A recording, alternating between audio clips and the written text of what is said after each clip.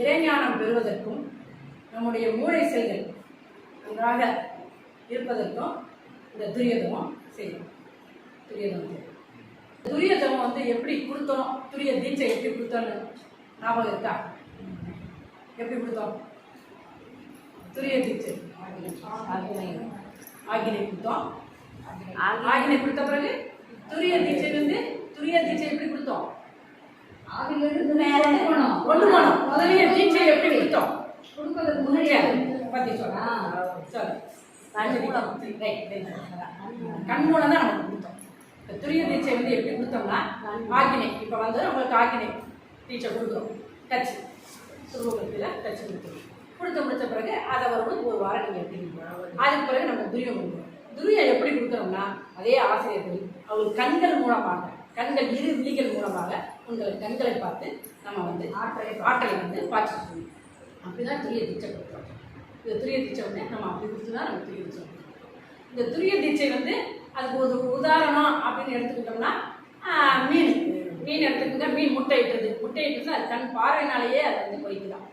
அது பொறிக்கிறது வந்து அந்த மாதிரி பொறிக்கும். அதான் அது வந்து நயன தீட்சை, சர்ச்சு தீட்சைன்னு. துரிய தீட்சை வந்து ரெண்டு பேர். அது நயன தீட்சை ஒன்று, சர்ச்சு தீட்சை வந்து அதுக்கு வேறு பெயர்கள் உண்டு.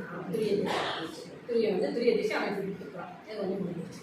அடுத்து வந்து துரிய தீட்சை வந்து அதுக்கு வந்து இன்னொரு பேரும் உண்டு, சகசிராதாரம்னு சொல்லுவாங்க. சகசிராதாரம்னா நமக்கு உச்சியில் வந்து நமக்கு இருக்க துரிய தீட்சை இருக்கணும். சகசிராதாரம் வந்து என்னன்னா சகசிரம்னா ஆயிரம்னு அர்த்தம். ஆயிரம் இதழ் கொண்டது, 1000 பேர் அப்படின்னு பொருள் உண்டு, 1000 பொருள் உண்டுன்னு சொல்றாரு சாமி. அப்ப சகசிராதாரம் செய்யும் துரியத்தை செய்யும் போது நம்ம மூளை செல்கள் 1000 செல்கள், நம்ம செல்கள் வந்து ஒரு அளவு தான் வேலை செய்யுமா. இந்த துரியத்தை எடுக்க எல்லா செல்களும் நல்லா சுறுசுறுப்படைந்து நமக்கு வந்து ஆக்டிவிட்டி ஆகி நமக்கு நம்ம போடக்கூடிய என்ன சொல்றது புலன்களை எல்லாத்தையும் இயக்க வைக்கிறதுக்கு எல்லாத்துக்கும் நமக்கு அது செயல்படும். அதனால் சகசிராதாரம்னு ஒரு பெயர் உண்டு துரிய தீட்சை. அடுத்தது வந்து அது வந்து ராஜயோகம்னு சொல்லுவோம்.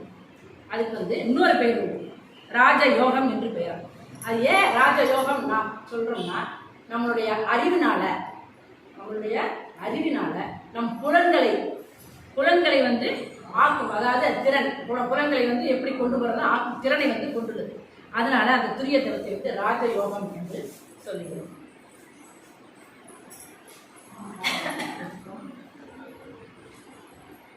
அப்புறம் துரியதவம் வந்து எப்படி எடுக்கும்போது துரியதவத்தை பற்றி எப்படி நம்ம நினைக்கிறோம்னா முதல்ல வந்து உடலுக்கு முதன்மை சுரப்பி வந்து பிட்யூட்ரி, அதான் ஆகினை. உடலுக்கு முதன்மை சுரப்பி பிட்யூட்ரி. அடுத்து மனசுக்கு முதன்மை சுரப்பி பீனியல்.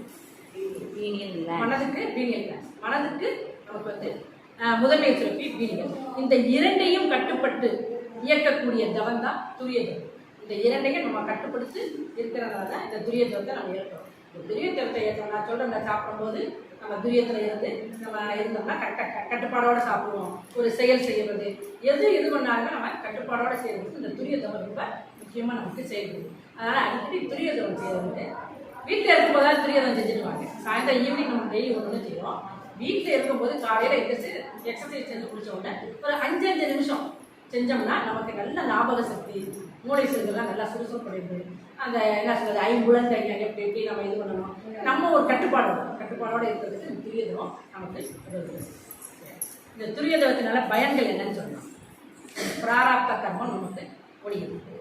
அப்புறம் வந்து நம்மளுடைய சங்கற்பங்கள், நம்ம வந்து சங்கற்பம் சொல்லும்போது ஒருத்தவங்களை வாழ்த்தும் பொழுது இந்த துரியத்திலிருந்து வாழ்த்தும் போது அது அவங்களுக்கு ரீச் ஆகும். அது வந்து ரொம்ப பலனடையும் அந்த துரியத்தவத்தினால. அப்புறம் உடலில் உள்ள களங்கங்கள்லாம் தூய்மைப்படுது. உடலில் உள்ள களங்கங்கள்னா நம்மளுடைய உடம்புல உள்ள அசத்தங்கள் எல்லா இடத்துல அதெல்லாம் தூய்மை அடையும்.